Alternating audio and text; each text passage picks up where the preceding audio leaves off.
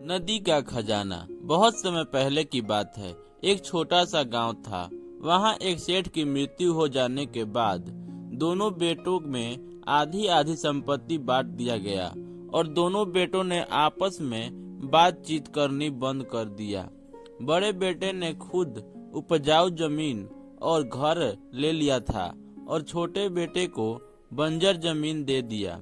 उसकी पत्नी छोटे बेटे पर बहुत गुस्सा हुई। उसने बोला, जाओ अपने हक के लिए लड़ो। पर छोटा बेटा अपने ही बड़े भाई से नहीं लड़ना चाहता था। उसने बोला, जाने दो, जो होता है अच्छे के लिए होता है। मेरे किस्मत में यही था तो यही मिलेगा। मैं लड़ाई नहीं करूंगा। अब छोटा बेटे के पास पैसे नहीं थे खेती को जोतने के लिए, तो अक्सर उदास रहने लगा।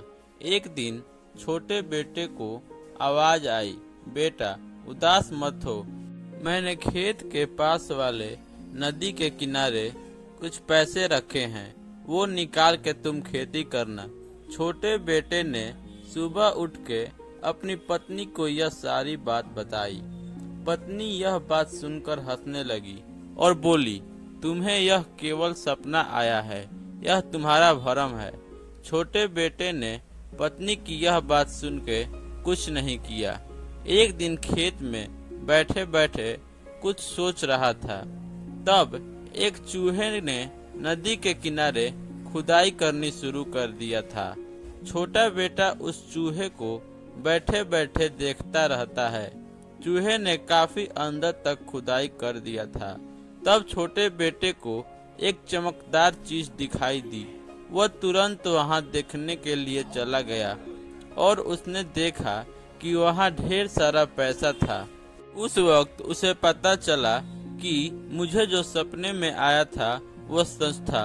अब छोटे बेटे ने पत्नी को इसके बारे में बताया। दोनों यह बात को लेकर सोच में पड़ गए, यह पैसा किसने रखा होगा और मेरे सपने में कौन आया था, यह एक रहस्य बनकर रह गया।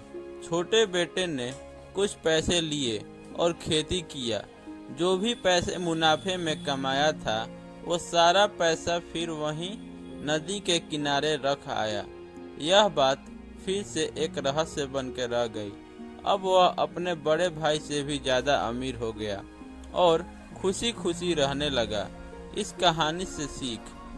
कहानी से हमें यह सीख मिलती है कि जो दूसरों का बुरा नहीं करता उसके साथ कभी बुरा नहीं होता। Please like, share and subscribe my channel. Thanks for watching.